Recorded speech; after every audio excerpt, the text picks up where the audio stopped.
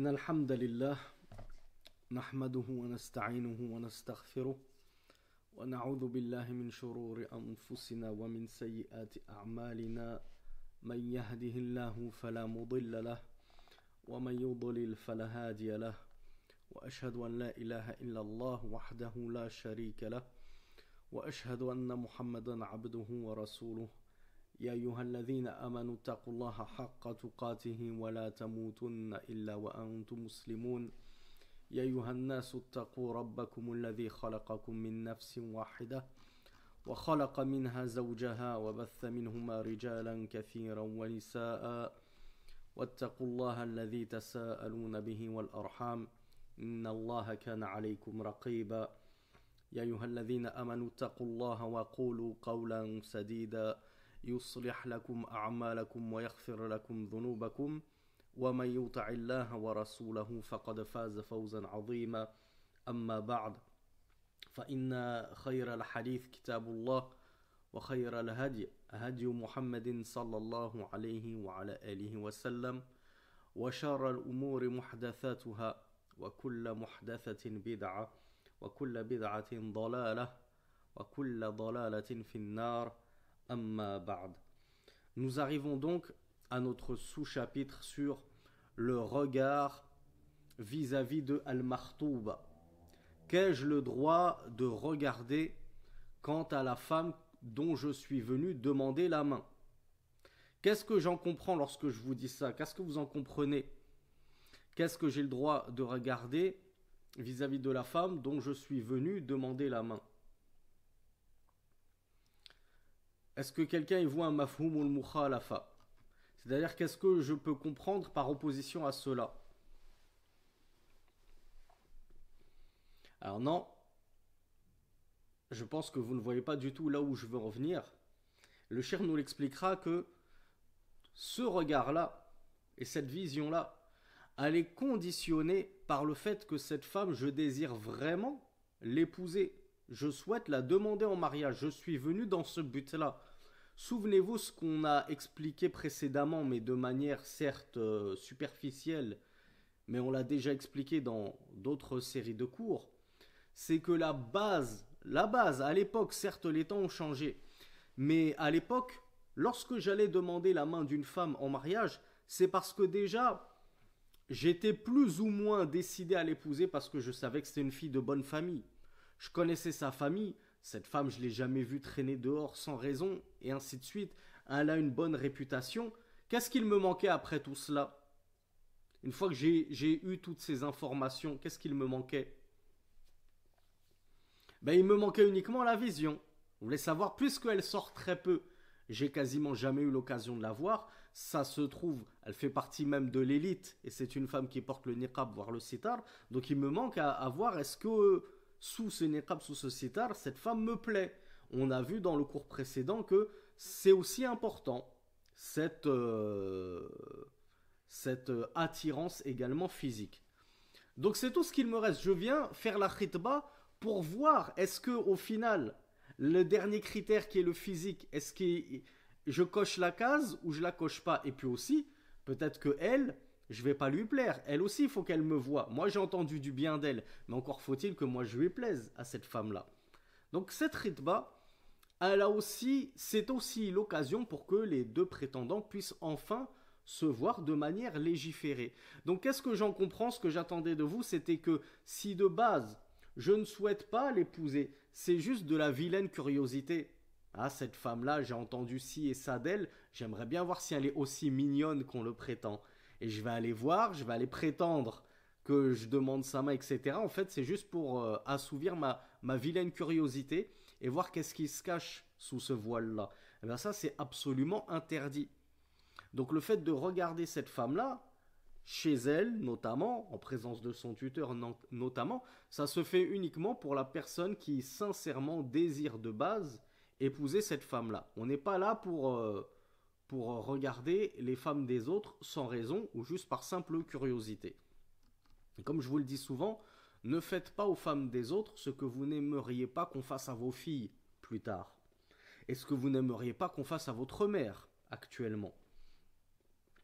Donc le shir nous dit النظر إلى المخطوبة من مسائل الخطبة أنه يجوز استثناء من الأحكام العامة أن ينظر من عزم على خطبة امرأة إليها ولا يجوز ذلك إلا إذا كان صادقا في إرادة الخطبة فلا يدخل في هذا مترددا أصلا هل يخطب أو لا يخطب. Donc le cheikh nous explique ce que je viens de vous dire et que ce regard-là envers la martouba n'est permis que pour celui qui est décidé à demander la main de cette femme-là. Celui qui hésite, je ne suis pas sûr, est-ce que je vais demander sa main ou non. On n'est pas en train de te parler du mariage, mais au moins la demande de la main. On a vu que la demande de main, c'est une introduction au mariage. Après avoir demandé la main, tu as le droit de changer d'avis. Si au final tu la vois et elle ne te plaît pas, ou si à mesure des muqabalat et des rencontres et des discussions, tu vois qu'au final vous n'êtes pas sur la même optique, vous n'avez pas la même vision des choses,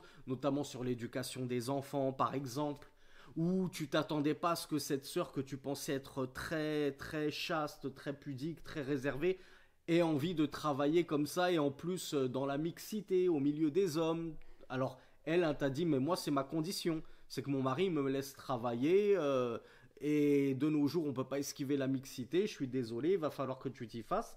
Donc tu as le droit de faire machine arrière comme on l'a vu hier. Mais de base, cette vision, ce regard qui t'a été permis, c'est parce que initialement tu voulais demander sa main et tu as demandé sa main. Ensuite tu as le droit de te rétracter comme on l'a vu hier en fin de cours.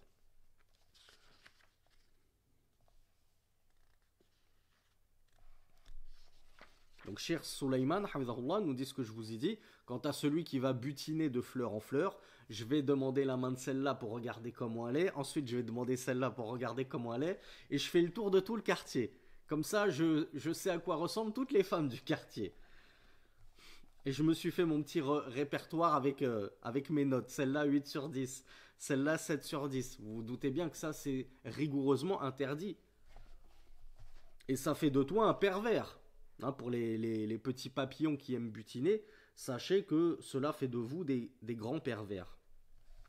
Donc s'il est sincère, nous dit Cheikh Souleyman hafidhahullah, fi iradatil khitba, dans son désir de demander la main de cette femme, eh bien il lui restera, après avoir mené son enquête, avoir cherché à connaître la réputation de cette sœur, de cette famille-là, et ainsi de suite, il lui restera à regarder est-ce qu'elle lui plaît ou non, est-ce qu'elle lui convient ou non.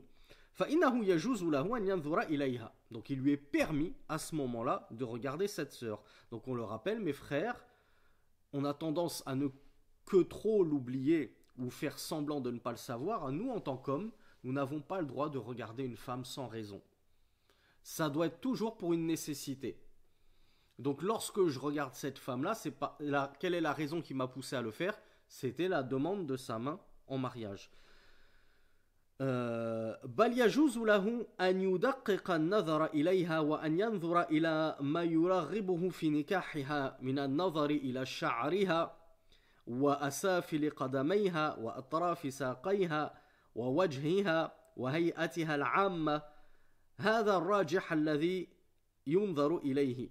Alors là, les frères, ils vont être très contents. Les sœurs, je ne sais pas si elles vont être aussi contentes que les frères vis-à-vis de l'avis pour lequel a opté le Cheikh Souleyman Ar-Ruhaili. Il nous dit, non seulement il est autorisé à l'homme, dans ce cas de figure-là, dans cette situation-là, de regarder la femme dont il est venu demander la main. Mais il a le droit même de la regarder avec insistance, jusqu'à ce qu'il soit apaisé par son choix, qu'il soit positif ou négatif.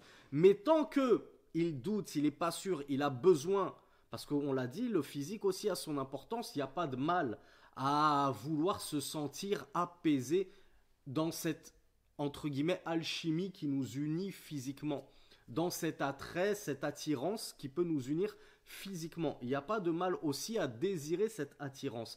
Et vous pensez que Rasulullah sallallahu alayhi wa sallam ignorait cette attirance et la mépriser et la dédaigner? Non, parce qu'il a bien dit au sahabi qui avait épousé une femme sans même l'avoir regardée, et il lui avait dit, et je ne veux pas trop m'avancer sur le cours, Mais il lui avait dit, est-ce que tu l'as regardé? Le sahabi a dit non. Il lui a dit, retourne et regarde-la, car il y a dans les Ansar, dans l'œil des Ansariyat, quelque chose.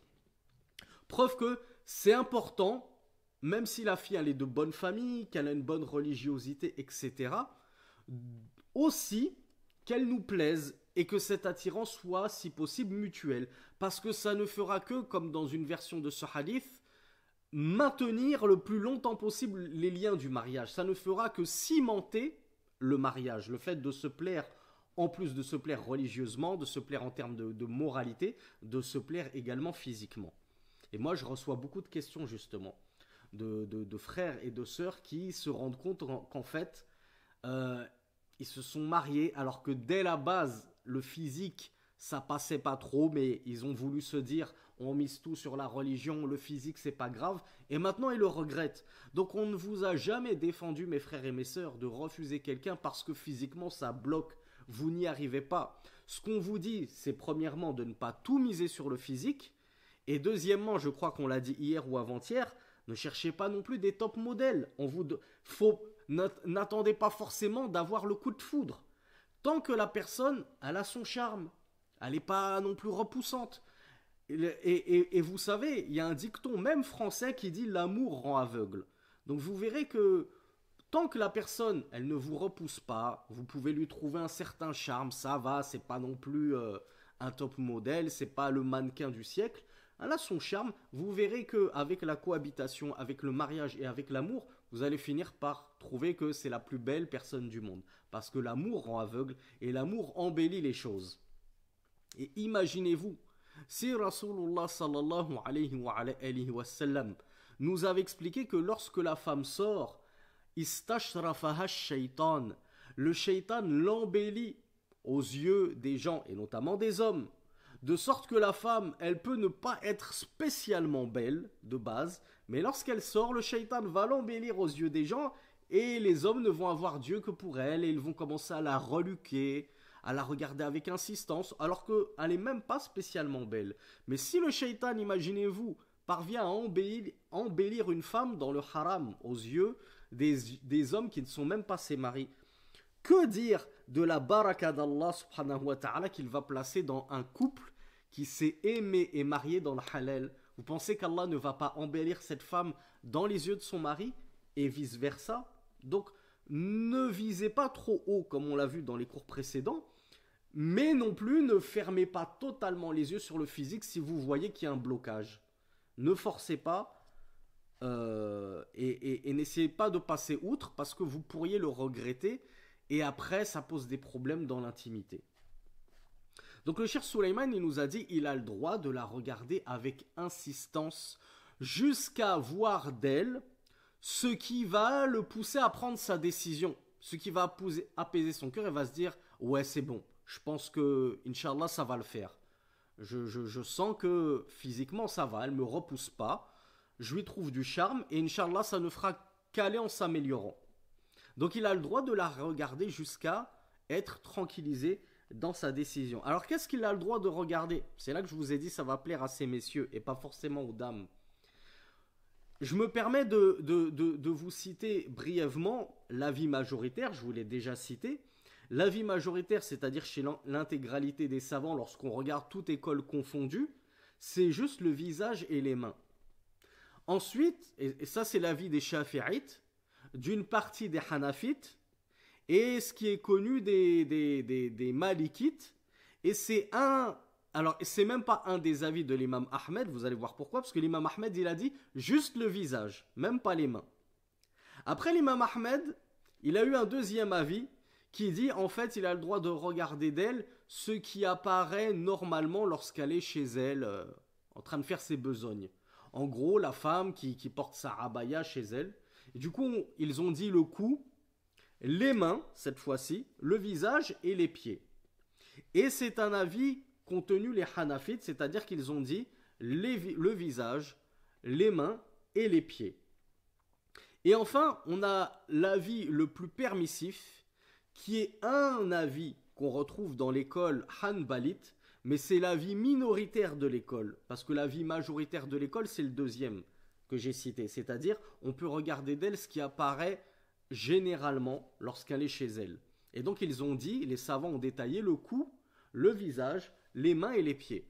Mais il y a d'autres savants de l'école hanbalite qui ont compris cette phrase, ce qui apparaît généralement lorsqu'elle est chez elle, dans le sens, ça, le cou, le visage, les mains et les pieds, et les cheveux, et la tête, puisque lorsqu'elle est chez elle, elle ne se couvre pas la tête. Donc il y a le troisième avis de l'école hanbalite, et c'est celui pour lequel a opté Cheikh Sulaiman. Il a considéré que c'était l'avis correct, al-rajih. Il a dit, il a le droit de regarder la chevelure de la femme. Ah, les hommes, ils sont contents là. Mais comme je vous l'ai dit, si la sœur, elle est viscéralement opposée à cet avis, elle n'est pas du tout convaincue, elle n'est pas tranquillisée par cet avis, tu ne pourras jamais la forcer, mon frère. Tu peux pas lui dire, ah si le frère Samy, il a dit qu'on avait le droit. Commencez pas à me mettre dans les problèmes. Après, je vais avoir des coups de fil des tuteurs qui vont me hurler dessus au téléphone. Laissez-moi en dehors de vos problèmes. Si la sœur n'a pas envie de vous montrer sa chevelure et qu'elle vous reçoit avec un hijab, vous ne pouvez pas l'obliger. Maintenant, si elle est d'avis qu'elle a le droit, tant mieux pour vous. Tant mieux pour vous. Mais je vous rappelle, attention au regard de shahwa. On l'a déjà détaillé un peu dans les cours précédents. On a dit c'est un regard sincère qui vise à apaiser ton cœur. T'as vu qu'elle est belle, elle t'a charmé, alhamdoulilah, ça me suffit. Si c'est pour rejeter des petits coups d'œil par plaisir, pour alimenter la shahwa, là ça devient des regards interdits. T'as plus le droit, mon frère. Tu te rinceras l'œil, inshallah, lorsque tu l'auras épousée. Pas durant la khitba. La khitba, elle n'est pas là pour se rincer l'œil.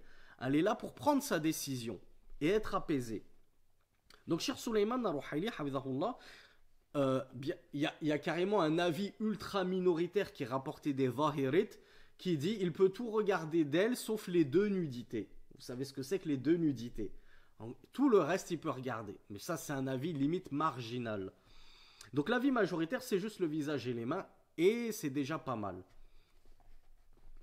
Donc, Cheikh Sulaiman nous dit il peut regarder d'elle ses cheveux, il peut regarder ses pieds, il peut regarder le bas de ses jambes, donc c'est-à-dire jusqu'à mi-mollet, lorsque la femme en général chez elle, pardonnez-moi, elle est en abaya et que sa abaya, elle n'arrive pas non plus jusque sous les, comment on appelle ça, les chevilles, elle arrive à mi-mollet, donc il peut regarder ses mi-mollets, il peut regarder bien sûr son visage, il peut regarder sa silhouette générale. Il peut lui demander de se lever, de marcher pour voir un petit peu sa silhouette générale. La fille, elle peut être très belle, elle peut avoir même un visage mince et elle peut avoir un certain aspect au niveau de son corps et de ses formes. Et ça peut être important aussi. Il peut y avoir des hommes qui ont du mal avec des femmes d'une certaine corpulence.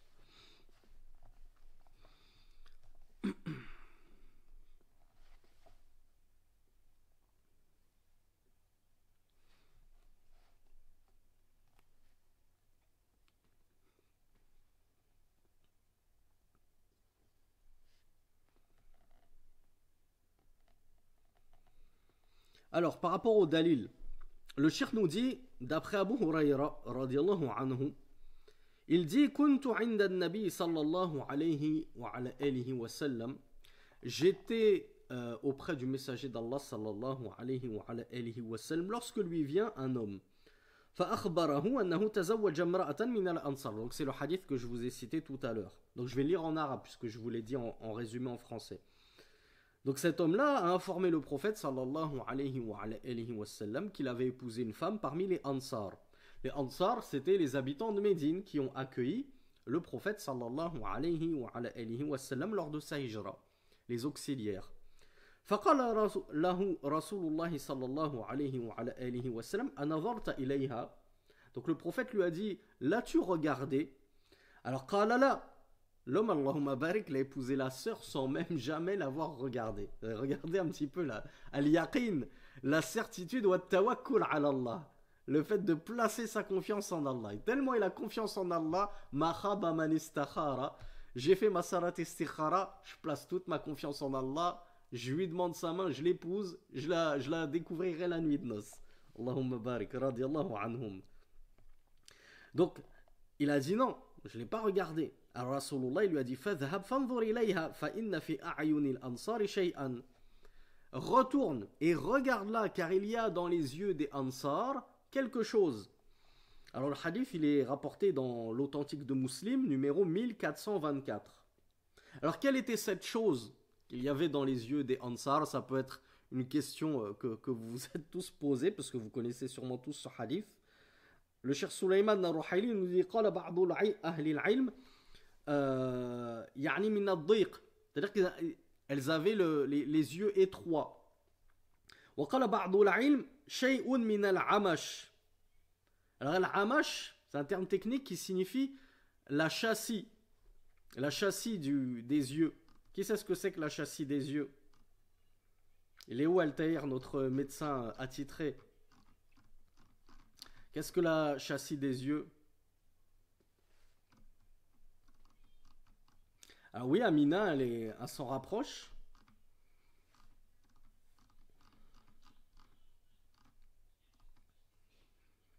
Alors Abouaya nous dit le coin rose, Amina nous parlait de la saleté dans les yeux. Bintamin aussi, elle se rapproche, elle nous dit les yeux très humides. La châssis des yeux, bravo Bintamin, c'est ce mucus que les yeux sécrètent, et notamment dans le coin, l'extrémité inférieure de l'œil, et qui fait que ça agglutine parfois des, excusez-moi, je ne trouve pas plus technique que ça, des crottes d'yeux. Et donc, c'est ça le al-amash, le fait que voilà, ils sont connus pour avoir beaucoup de mucus comme ça qui s'agglutinent, ça commence à faire des sécrétions. Des sécrétions, je vous ai dit, mes années de médecine, j'ai pas poussé énormément. Et Altaïr, c'est bien débiné là, et c'est bien absenté. Donc on n'en saura pas plus. Vous ferez votre recherche sur la châssis. C-H-A-2-S-I-E. Et en arabe, c'est al-amash. Quoi qu'il en soit, ils avaient quelque chose dans le regard, et voilà pourquoi Rasulullah sallallahu alayhi wa sallam a insisté pour que ce compagnon ne prenne pas sa décision avant d'avoir bien regardé si cette femme lui plaisait ou non. Preuve que c'est important aussi de se plaire physiquement. Et Rasulullah ne l'a pas blâmé, au contraire, il a indiqué la recommandation de prendre également quelqu'un qui au moins ne nous repousse pas physiquement. Au moins ça passe, la barrière du physique est franchie. Il a été rapporté la même chose d'Al-Mughira ibn Shu'ba. Et Cheikh Sulaiman nous dit, c'est peut-être lui l'homme dont il était question dans le hadith précédent. Et le prophète lui avait dit Unzur ilayha fa innahu ahra an yu'dama baynakuma. Rasulullah lui avait dit regarde-la, car cela est plus à même de cimenter entre vous, c'est-à-dire de cimenter votre future union. Et cette version, vous la trouverez dans At-Tirmidhi, numéro 1087. Donc on voit que c'est Rasulullah sallallahu alayhi wa sallam lui-même qui nous incite à bien regarder la future femme. Pareil, la sœur, qu'elle ne fasse pas ça timide. Je sais, mesdemoiselles, et c'est tout à votre honneur que vous êtes timide, vous êtes pudique, vous êtes chaste. Du coup, quand il y a un homme qui vient toquer à votre porte devant votre père, il s'installe juste en face de vous, et vous êtes là sur votre fauteuil, et vous avez le regard baissé, et il y a des grosses gouttes de sueur qui coulent sur votre front, mais on ne le voit pas à cause du voile. Donc vous êtes là, et vous n'osez même pas regarder ce prétendant-là. Et après, le père, il va dire, t'es satisfaite? On va le voir, Inch'Allah, peut-être en fin de cours, si on a le temps, sinon ce sera le dernier cours de demain. La façon dont la femme exprime son accord pour le mariage, notamment lorsqu'elle est vierge, ça peut être son soukout, son silence. Si y a une expression française qui dit qui ne dit pas acquiesce. Qui c'est qui veut m'aider là-dessus là? Qui ne dit mot acquiesce, qui ne dit mot consent. Je crois que c'est ça. Qui ne dit mot consent. Ben, y a Ragnard qui me confirme. Donc en gros, nous en tant que tuteurs, on va prendre vos silences, mesdemoiselles, pour des accords. Si on vous dit est-ce qu'il vous plaît et vous dites rien, vous restez comme ça bloqué, tétanisé, on va se dire elle est trop gênée pour dire qu'elle est super contente. C'est le plus beau jour de sa vie. Donc c'est très important, mesdemoiselles, que que vous manifestiez votre désapprobation après la khidba, bien sûr. On ne vous demande pas d'humilier le frère en sa présence. Lorsqu'il sera parti, vous dites à votre père clairement, je ne suis pas intéressé, il n'y a pas de mal, mesdemoiselles. Il n'y a pas de mal à dire à votre tuteur, je ne suis pas intéressé. Et vous n'êtes pas obligé de donner la raison. S'il ne vous plaît pas physiquement, vous n'êtes pas obligé de lui dire, je l'aime pas physiquement, il ne me plaît pas. Dites juste, je ne suis pas intéressé, ça suffit. Mais, ce qu'il convient de faire, mesdemoiselles, c'est aussi de regarder ce prétendant. Ne restez pas comme ça, comment on appelle ça, la tête baissée, sans même lui jeter un regard. Et ensuite, lorsque votre tuteur va vous dire est-ce que vous êtes d'accord, vous ne dites rien, et hop, vous vous faites marier à un homme que vous n'aurez même pas vu. Et la nuit de noces, ça va être une catastrophe, parce qu'il va vous déplaire énormément. Donc il est important de se regarder, c'est le seul moment dans la vie où on a le droit de se regarder hommes et femmes comme ça, dans la mixité, bien se dévisager. C'est le seul moment. En dehors de cette khidba, plus jamais tu as le droit de dévisager comme ça une femme des pieds à la tête. Et même elle, de son côté, on a dit, nous les hommes, on n'a pas le droit de regarder une femme. Les femmes, elles ont le droit de regarder les hommes. Vous avez vu? On dit toujours, ouais, les femmes, c'est elles qui ont tous les défauts dans notre religion, c'est elles qui ont le plus gros à subir, à endurer. Nous, les hommes, on peut sortir en manches courtes en été, on peut respirer, etc. Oui, mais nous, les hommes, on ne peut pas regarder les femmes. Tandis qu'une femme, elle peut regarder un homme. Elle n'a même pas de raison à avancer, elle peut regarder un homme. Le seul moment où la femme n'a pas le droit de regarder un homme, c'est lorsqu'elle commence à concevoir du désir. Si la sœur sent qu'elle a les shahwa, les passions, les désirs qui commencent à s'agiter, là, elle doit baisser le regard. Mais une sœur, elle peut regarder un shir, par exemple, à la télé. Elle regarde Cheikh Souleymane Rouhaili, Cheikh Abdelrazak Al-Badr, Cheikh Al-Chouaïr, pas Cheikh Al-Husaymin, parce qu'il est trop beau, Allahumma barik. Lui, je vous conseille d'éviter, mesdemoiselles. Allahumma barik. Après, les goûts et les couleurs, ça ne se discute pas. Mais, boutade à part, la femme peut regarder les mashaykh à la télé. Nous, imaginez qu'il y a une da'ia à la télé qui commence à faire sa da'wa comme on les trouve, là, les da'iettes de TikTok, là, les TikTokettes. Nous, on n'a pas le droit de les regarder. Même si on n'a pas les pulsions la shahwa qui se manifeste. Même sans shahwa, j'ai même pas le droit de la regarder. Sans nécessité, sans raison. La femme, elle a le droit. Donc vous voyez, وَلَا تَتَمَنَّوْا مَا فَضَّلَ اللَّهُ بَعْضَكُمْ عَلَى بَعْضٍ. Allah Azza wa Jal nous dit dans le Coran, ne cherchez pas à vous envier pour ce qu'Allah a accordé aux uns et aux autres. Aux hommes, leur mérite, aux femmes, leur mérite. Aux hommes, leurs privilèges, aux femmes, leurs privilèges. Aux hommes, leur fardeau, aux femmes, leur fardeau. On doit apprendre à respecter la place qu'Allah Azza wa Jal nous a donnée. Et chacun ses avantages et ses inconvénients, entre guillemets. Alors, quelle est la sagesse de ce regard permis? Puisqu'on vient de le voir, c'est le seul moment où l'homme a le droit de te regarder, ourti. Alors que vous n'êtes pas marié. Bien sûr, après le mariage, il peut te regarder autant qu'il veut. أن النظر يقع وسوسة الشيطان بعد ذلك. أن النظر يقطع وسوسة الشيطان بعد ذلك. Parce que فإذا نظر وأعجبته ما يبقى الشيطان يأتي بعد ذلك ويقول له أنت غشوك في هذه المرأة وهذه المرأة لا تعجبك ونحو ذلك. Donc le cheikh nous dit la sagesse, bravo Bakari, bravo Bintamin, c'est d'être tranquillisé. Pourquoi? Parce que si tu ne la regardes pas, le shaitan pourrait venir t'engrainer en te disant mais t'as pris des risques inconsidérés, tu l'as épousée alors que tu l'as jamais vue. Tu t'es contenté juste parce qu'elle t'a dit je porte le sitar, que je suis religieuse, que j'ai appris le Coran par cœur, etc. Ça y est, t'étais prêt à l'épouser. Mais imagine qu'elle est moche, imagine qu'elle est comme ceci, imagine qu'elle a un gros défaut physique comme cela et tu ne t'en es même pas enquéri, et ainsi de suite. Le shaitan, il peut venir te travailler. Donc pour couper court aux wasawis, aux insufflations du diable, il a été légiféré de regarder cette femme comme ça, au moins tu sais à quoi t'en tenir. Tu sais ce que tu auras, Inch'Allah, plus ou moins pour la nuit de noces.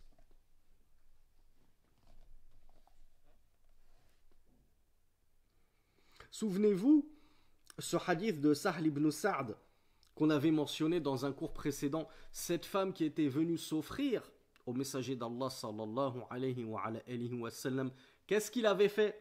Et Rasulullah, il est rapporté qu'il était encore plus pudique qu'une vierge dans son gynécée. Son gynécée, c'était la pièce dans la maison réservée aux femmes que nul homme ne pénétrait.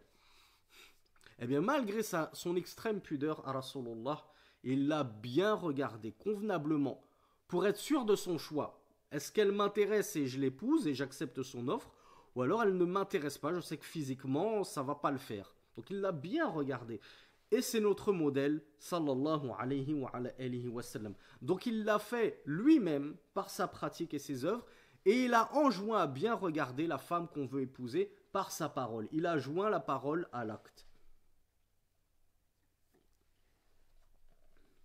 Alors, le shir nous dit, il y a plusieurs façons de regarder la femme, c'est-à-dire de concrétiser ce regard. Il y a notamment deux façons principales. En tout cas, le shir n'en a évoqué que deux. À votre avis, lesquelles sont-elles? Bint Enka qui nous dit à son insu. Donc ça, c'est la deuxième façon. Quelle est la première façon qu'il reste? Ah, bravo, Dhun Nurayn, il nous a apporté les deux. Ben, la première façon, c'est lors de la khitba.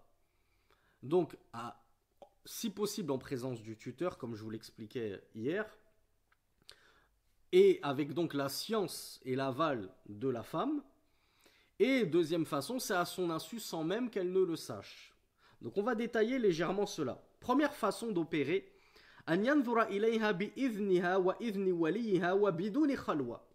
première façon de regarder la femme que je souhaite épouser, c'est de la regarder avec sa permission à elle, la permission de son tuteur, et sans isolement. وهذا جاء عن المغيرة بن شعبة أو عن المغيرة بن شعبة. Cela est parvenu d'après المغيرة بن شعبة رضي الله عنه حيث قال أتيت النبي صلى الله عليه وعلى آله وسلم فذكرت له امرأة أخطبها فقال اذهب فانظر إليها فإنه أجدر أن يؤدم بينكما. Le hadith qu'on a lu précédemment. Al-Mughira ibn Shu'ba a informé qu'il avait demandé la main d'une femme en mariage. Il en a informé le prophète sallallahu alayhi wa sallam qui lui a dit retourne et regarde là, cela sera plus à même de maintenir l'union entre vous. Alors qu'est-ce qu'il nous dit? Il nous dit fa'aytu imra'atan min al-ansar, je suis allé voir une femme des ansar, je l'ai demandé à ses deux parents, donc je lui ai fait la khitba, donc j'ai demandé sa main à ses deux parents, j'en ai informé le prophète sallallahu alayhi wa sallam. فكأنهما كره ذلك pardon فأخبرتهما بقوله صلى الله عليه وعلى آله وسلم. Donc je suis allé voir les deux parents de cette fille dont je me suis auprès de qui je me suis rendu pour demander sa main, et je les ai informés de la parole du prophète sallallahu alayhi wa sallam qui m'a dit va la regarder. Cela est plus à même de cimenter votre union. Et c'est comme si les deux parents avaient réprouvé cela. Réprouvé quoi? Qu'est-ce que vous comprenez là à ce stade du hadith? Et ça c'est une immense faïda. Bravo Bakari, bravo Amina. C'est comme si les deux parents avaient réprouvé que cet homme, Al-Mughira, un noble compagnon en plus, regardait leur fille. Vous imaginez un peu la faïda qu'on retire, mes frères et mes sœurs? On en est où en 1446? On en est où en 2025? Quels parents aujourd'hui réprouvent que des garçons regardent leurs filles? Bah s'il y en a encore, Allahumma barik, qu'Allah les bénisse ces nobles parents. De nos jours, qui réprouve encore qu'on regarde sa fille? Et si il y a des parents qui réprouvent que les hommes regardent leurs filles, quels parents réprouvent que leurs filles sortent dans leur plus belle parure et que tous les hommes dans la rue les regardent? Qui ça dérange encore de nos jours? Comparons-nous avec la société de l'époque. Les parents, un homme, un sahabi du prophète sallallahu alayhi wa sallam, un compagnon du prophète, il est venu demander la main de leur fille, ils n'étaient même pas d'accord pour qu'il la regarde. Je ne sais pas si vous imaginez le degré de bonne jalousie pour les femmes de leur foyer. De nos jours, la jalousie, c'est perçu comme un défaut. Alors qu'à l'époque, c'était une vraie virilité, c'était une vraie qualité. Donc, les parents ont détesté cela. يعني كره أن ينظر إليها قال فسمعت ذلك المرأة. La femme à qui on est venu demander la main, elle a entendu cela. Elle a entendu les parents réprouver cela. Et elle a entendu ce que disait ce noble compagnon. Rasulullah, il m'a envoyé pour que je regarde votre fille dont j'ai demandé la main. À votre avis, comment elle a réagi, la fille?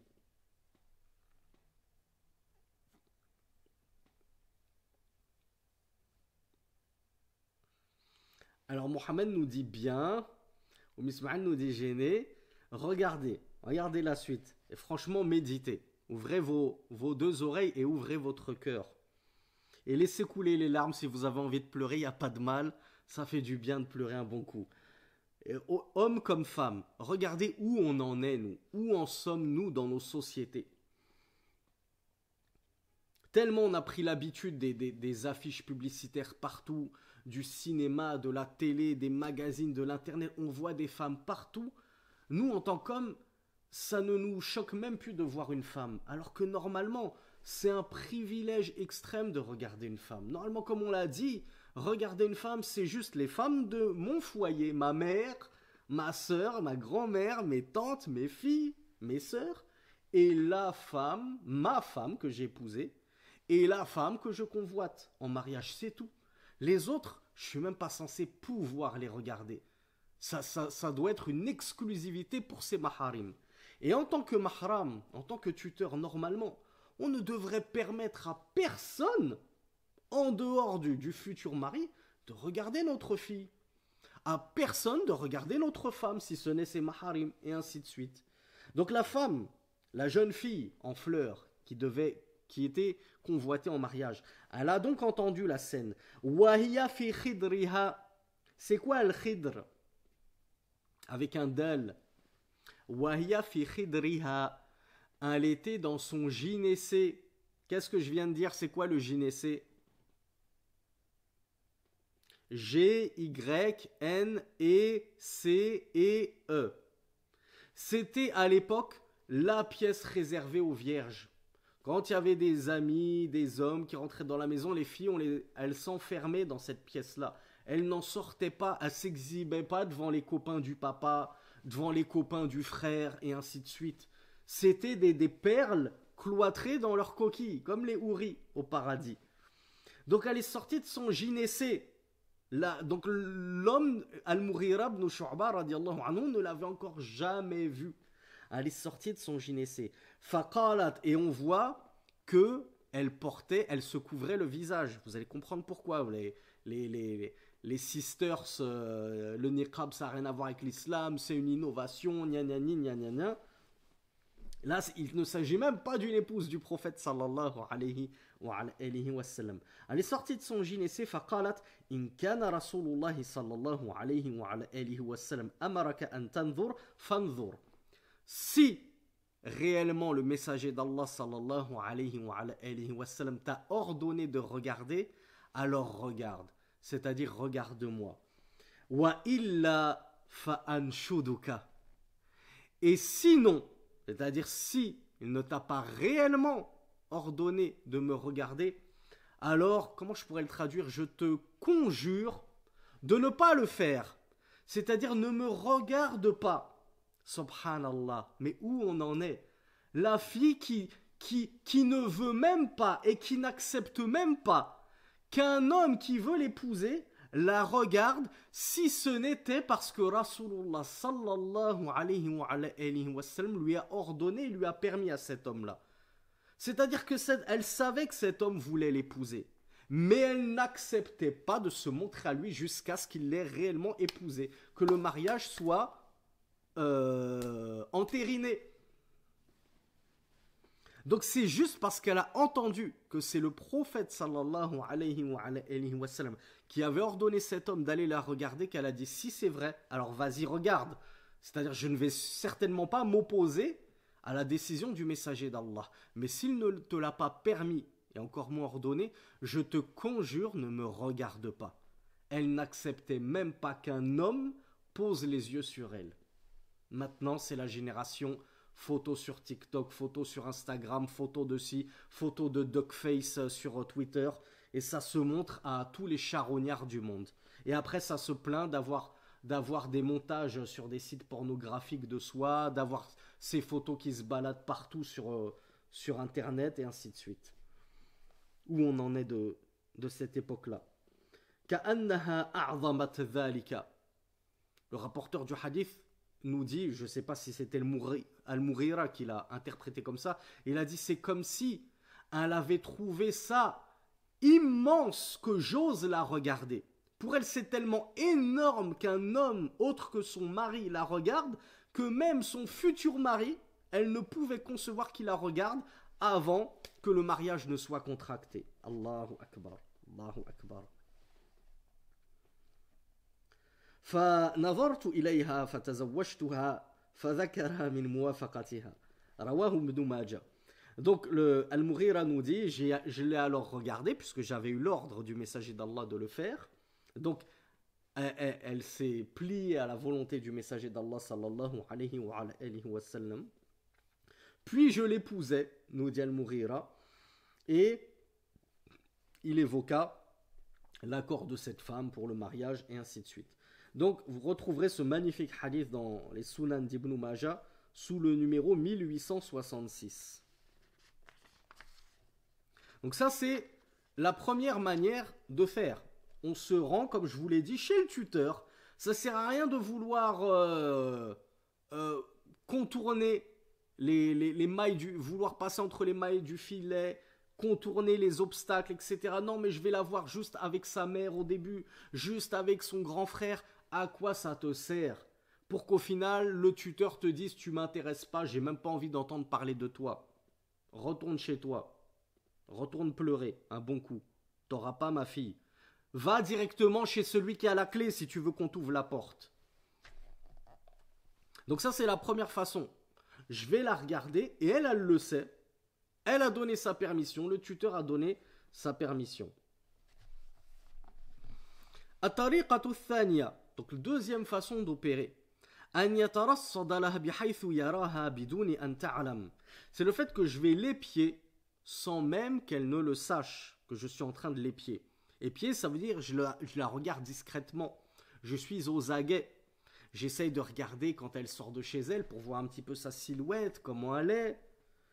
En même temps, ça me permet de voir où elle se rend, qui elle fréquente, ainsi de suite. Est-ce que c'est une femme qui se mélange avec les hommes, qui a coutume de rire avec des garçons, et ainsi de suite. فيترصد لها في الطريق مثلا. Il peut l'épier dans la rue. Il peut même l'épier au travers de la cour de sa maison. Aller chez elle, dans sa cour. Je peux même regarder comme ça pour la voir dans sa cour. Parce que normalement, dans sa cour, elle ne va pas se découvrir totalement. Si on sait qu'à travers une fenêtre, à travers un trou dans le mur, on peut la voir. Normalement. وهذا ورد عن جابر. Et cette façon de faire, c'est celle qui nous a été rapportée de Jabir radiallahu anhuma. Jabir ibn Abdullah radiallahu anhuma عن أبيه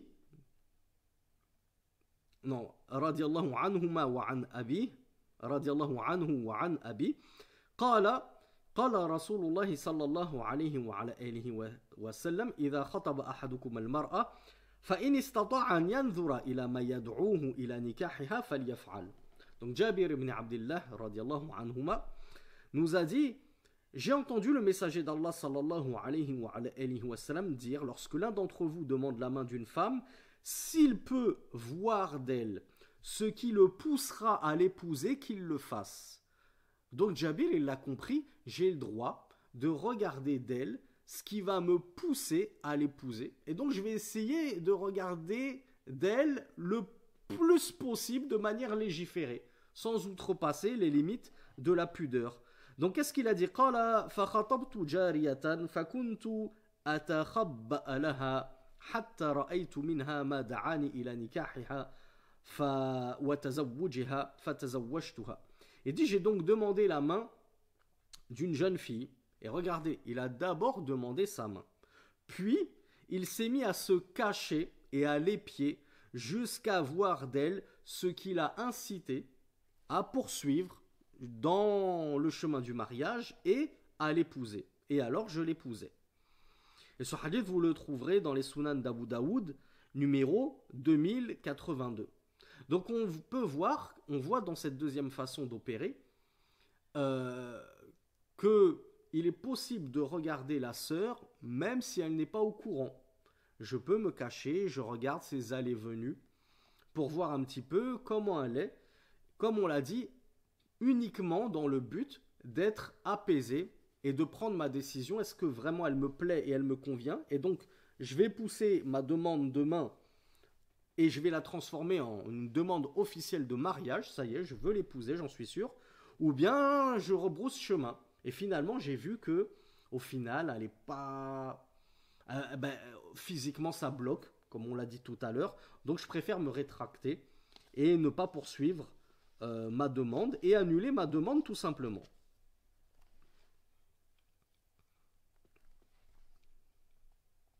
ولذلك ذهب الجمهور إلى أنه لا يشترط إذن المخطوبة في النظر إليها. Cheikh Sulaiman Hafizahullah nous dit voilà pourquoi la majorité des savants ont vu qu'il n'était pas conditionné, que la permission de la femme n'était pas conditionnée pour la regarder. Tu n'es pas obligé d'avoir sa permission, puisque tu peux la regarder en cachette sans même qu'elle ne le sache.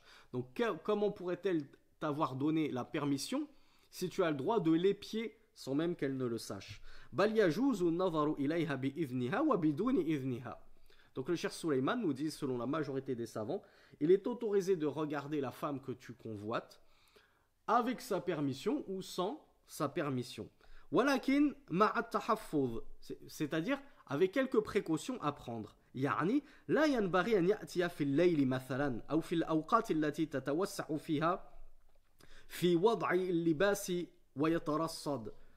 Mais ces précautions, c'est que je ne vais pas, quand j'épie cette sœur, je ne vais pas le faire la nuit ou à des moments de la journée où les gens généralement se dévêtissent. Et tu sais que voilà, la nuit, la sœur elle va peut-être se mettre en vêtements légers. Et tu risques de voir plus que ce que tu as le droit de voir, comme on l'a dit. Normalement, ce que j'ai le droit de voir chez la majorité des savants, c'est les mains et le visage. Donc, si tu sais que tu vas voir la chevelure, tu vas voir une grande encolure, tu vas peut-être voir une grande partie de la jambe parce qu'elle porte, je ne sais pas comment vous appelez ça, des nuisettes longues, hein, les longues nuisettes comme ça. Tu ne peux pas te permettre de l'épier comme ça la nuit. C'est des moments où tu risques de tomber sur des choses indécentes pour un homme étranger. Toi, le but de ton regard, c'est juste de savoir est-ce qu'elle te plaît ou non. C'est pas, comme on l'a dit, de te rincer l'œil et d'en voir un maximum et de contenter tes viles pulsions. وذهب المالكية إلى أنها أو إلى أنه لا بد من إذنها. Et les malikites, eux, sont d'avis qu'il est obligatoire d'obtenir son accord et sa permission à la sœur. Mais le rajih, l'avis prépondérant, d'après Cheikh Sulaiman Ruhaili, c'est l'avis de la majorité, et notamment en vertu du hadith qu'on vient de voir de Jabir ibn Abdullah radiyallahu anhuma. وكان بعض مشايخنا يقول الطريقة الثانية أفضل من الأولى. Certains de nos savants, je vous rappelle que Cheikh Sulaiman Ruhaili l'a étudié notamment auprès de Cheikh Ibn Baz, l'a étudié auprès de Cheikh Ibn Uthaymin également. Je crois qu'il a un petit peu assisté au doros de Cheikh Al-Albani lorsque Cheikh Al-Albani était présent à Médine.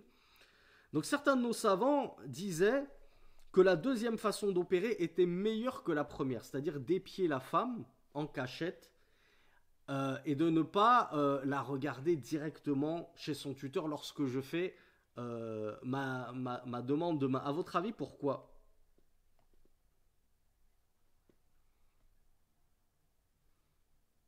Ah ben il y a Bint NK qui m'avait justement écrit la bonne réponse, elle m'avait devancé.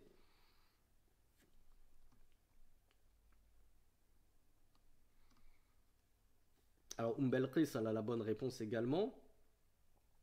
Bravo Merdi. Bravo Dhon Nourayn. Ça paraît assez logique, vous êtes nombreux à avoir déduit par pure logique la bonne réponse. C'est que ces savants ont dit حتى لا تنكسر نفس المرأة إذا لم يرغب فيها وحتى لا يعلم الناس ذلك يعني إذا رآها وهي لا تعلم إذا لم تعجبه فتركها لا تنكسر نفسها لكن لو رآها ونظر إليها بعلمها ثم تركها تتأثر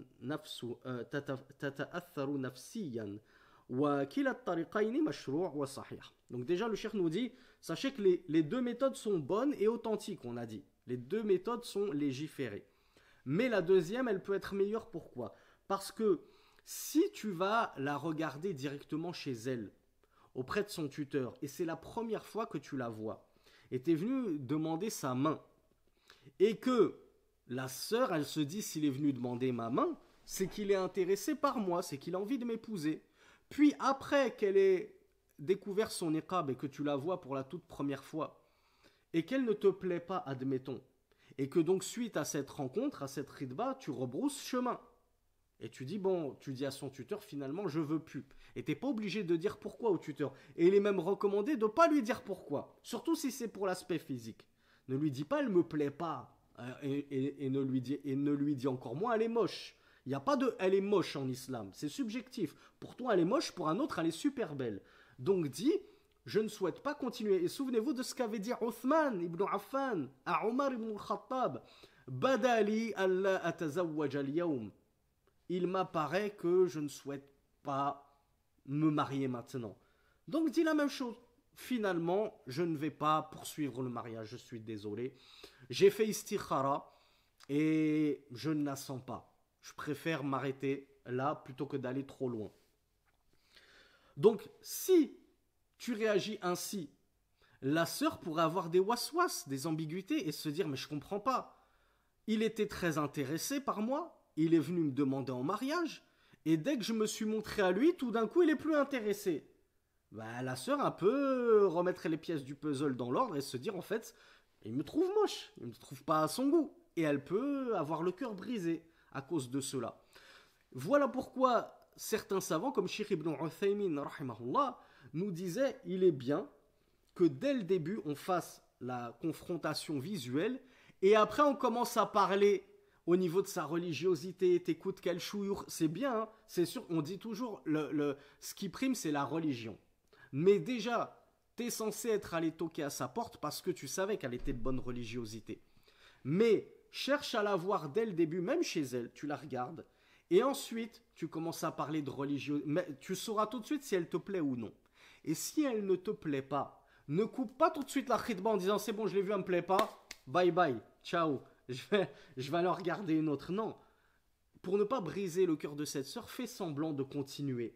On ne te demande pas de faire semblant d'être intéressé, on te demande juste fais semblant de continuer à lui poser des questions sur est-ce qu'elle veut des enfants, comment elle souhaite les éduquer, quel est son niveau de religiosité, est-ce qu'elle prie la nuit, est-ce qu'elle jeûne le jour, est-ce qu'elle lit le Coran, est-ce qu'elle a appris la langue arabe, est-ce qu'elle souhaite l'apprendre, est-ce que c'est une femme qui a l'habitude des tâches ménagères, de faire la cuisine. Comme ça, tu meubles bien la khitba. Comme ça, lorsque tu diras non, la femme ne saura pas pour quelle raison tu l'as refusé. Parce que dès le début, tu l'as vu physiquement. Et essayez, mes frères et mes sœurs, de cacher vos émotions. À la sœur, lorsqu'elle se découvre, commence pas à faire ah et tu commences à pousser. On dirait que tu as vu un monstre. Essayez de cacher vos émotions si elle ne vous plaît pas. Et pareil pour nos sœurs. Si le frère ne vous plaît pas, essayez de ne pas le montrer. Ça peut être très blessant. Donc voilà pourquoi certains savants ont vu que la deuxième méthode, qui était le fait d'essayer de l'épier et de voir comment elle est sans qu'elle ne le sache, c'est meilleur parce que si elle ne te plaît pas, t'arrêteras tout de suite. Si tu le souhaites, arrête tout de suite avant même de commencer à aller plus loin. Et si elle te plaît, tu pourras aller chez elle, devant son tuteur, faire semblant de la voir pour la toute première fois, parce que tu sais déjà qu'elle te plaît, et ainsi de suite. Et ça se passera beaucoup mieux. Et ça permet d'éviter les cœurs brisés. Mais comme nous le rappelle Cheikh Suleiman, les deux façons d'opérer sont correctes et légiférées. Juste, lorsqu'on opte pour la première façon, et parfois c'est vraiment des sœurs qui, Allahumma barik, ne sortent quasiment jamais. Donc le seul moyen, et en plus elle porte le sitar, donc le seul moyen de voir à quoi elle ressemble, c'est d'aller chez elle, de toquer à sa porte et demander la permission à son tuteur. Sinon il n'y a pas moyen de la voir et de savoir à quoi elle ressemble.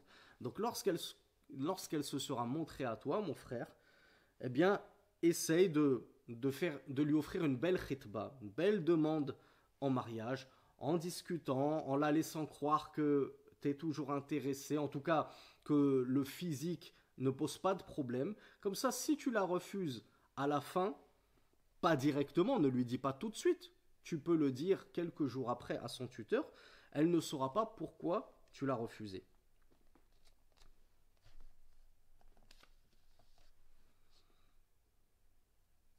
Et deuxième chose intéressante, et on va clore là-dessus, Inch'Allah, le shir nous dit, si le khatib, il a opéré pour la première méthode, le premier mode opératoire, c'est-à-dire regarder la sœur directement chez elle, auprès de son tuteur, qu'il n'en fasse pas l'annonce, qu'il ne commence pas à dire à tout le monde, et le shir nous dit en plus à l'époque des réseaux sociaux, les gens annoncent tout, ils annoncent tout, même jusqu'à leur repas. Aujourd'hui j'ai mangé un grec et il te poste la photo de son grec, etc. Ils annoncent tout, ils ont besoin de tout montrer. On vit une époque d'exhibitionniste. Donc le shir nous dit, la yu'lanu dhalika, il ne convient pas de faire l'annonce de cela. Bal yakunu bayna rajuli wal mar'a wa waliha wa ahliha. Ça, cette khitba, cette rencontre qui a eu lieu, ça doit rester entre toi, entre la sœur, entre son wali et la famille qui était présent. Faut pas le crier sur les réseaux sociaux. Pourquoi, à votre avis?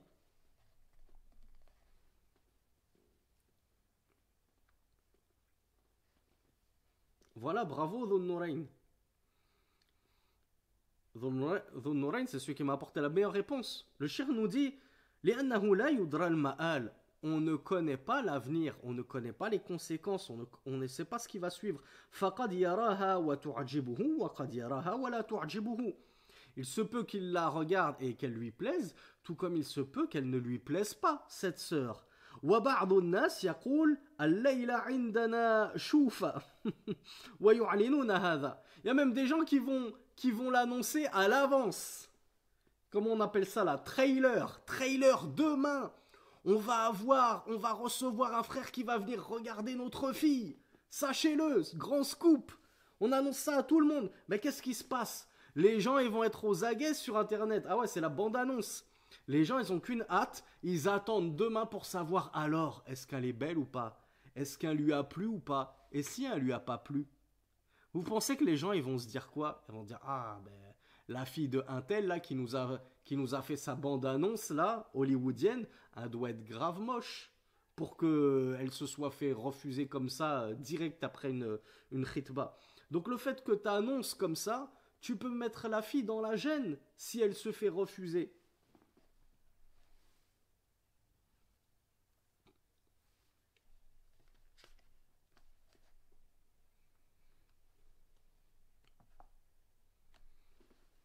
Et donc le cheikh nous dit ولا ينبغي له أن يعلن ذلك بعد وقوعه إن أعرض عنها.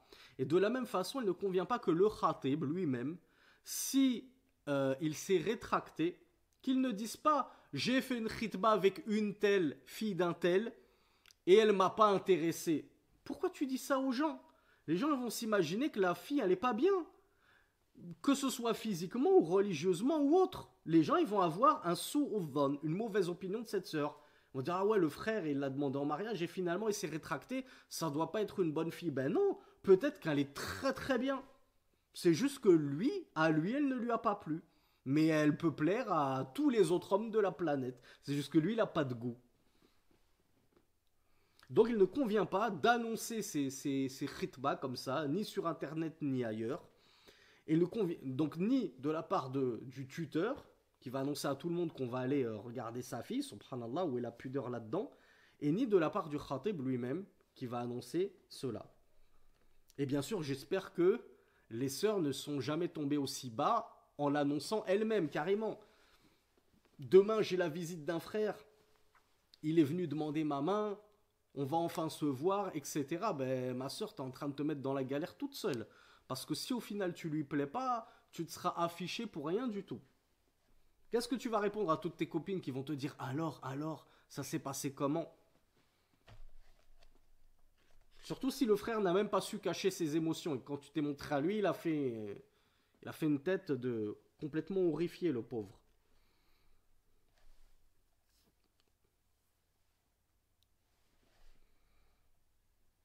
Et le pire du pire, nous dit le Cheikh Suleiman Rouhaili, c'est les frères qui vont raconter qu'ils ont fait une khitba, qui vont raconter que la femme ne leur plaisait pas. Et à votre avis, qu'est-ce qu'il peut y avoir de pire que ça?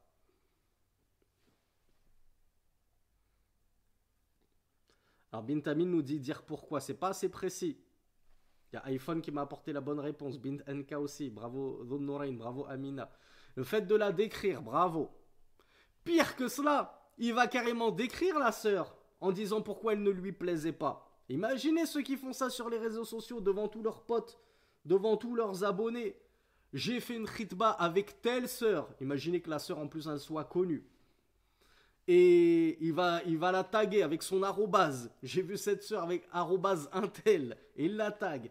Et elle est toute petite.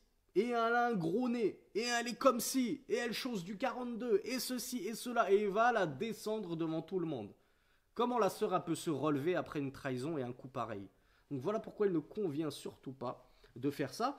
Et bien entendu, c'est malheureusement propre à certains hommes de peu de valeur et de peu d'honneur de se rabaisser à ça. Mais on espère que on n'est pas au bout de nos surprises. Comme le disait Cheikh Suleiman Rouhaili, ولا تعجب في هذه الأيام التي نرى فيها العجب. Ne t'étonne pas en ces jours où on ne voit que des choses étonnantes. Il y a en gros une expression pour dire qu'est-ce qu'il y a encore d'étonnant de nos jours. Pourquoi s'étonner encore de nos jours? L'étonnement est devenu la norme. J'espère malgré tout que jamais on n'entendra qu'une sœur a fait ça. Sur les réseaux sociaux, elle affiche un prétendant, il est venu me demander en mariage, mais il a un gros nez, il a une grosse bouche, il a des petites oreilles, il a des petits yeux, il est tout petit, il mesurait 1m58, c'est un nain, c'est cela, c'est ceci. Et elle va commencer à descendre ce pauvre frère qui est venu essayer de faire les choses proprement, dans le halal, en craignant Allah subhanahu wa ta'ala, et elle l'humilie comme ça en public. Alors, malheureusement, Dhun Nourain nous dit que c'est déjà arrivé. Ben voilà, je savais que je ne devrais pas m'étonner. Je savais que je devrais même pas m'étonner pour ce genre de choses. En fait, à chaque fois qu'on pense qu'on ne peut pas tomber plus bas, on rencontre toujours des abîmes et des abysses. On s'arrête là, Inch'Allah. Le prochain cours portera sur certains jugements concernant la khitba, notamment la demande de la permission ou de l'avis de la femme qu'on souhaite donner en mariage. Est-ce qu'elle est d'accord ou non? On verra un petit peu tous les jugements relatifs à cela. Et si on a le temps, on essaiera de conclure avec, en parlant des alliances, des bagues de fiançailles. Subhanak Allahumma wa bihamdik. Ashhadu an la ilaha illa ant. Astaghfiruka wa atubu ilayk. Wassalatu wassalamu ala nabiyina Muhammad. Khalid qui nous dit que Dhun Nourain, il a vécu tous les exemples. Dhun Nourain, il est très jeune, Allahumma barik, mais il a de la bedaine. Il a du kilométrage. Il a de l'expérience, le frère. Allahumma barik. Je vous dis à demain, Inch'Allah. Je rappelle, 21h15, hein, on a décalé. Wa akhiru da'wana anil hamdulillahi rabbil alamin. Wassalamu alaikum wa rahmatullahi wa barakatuh.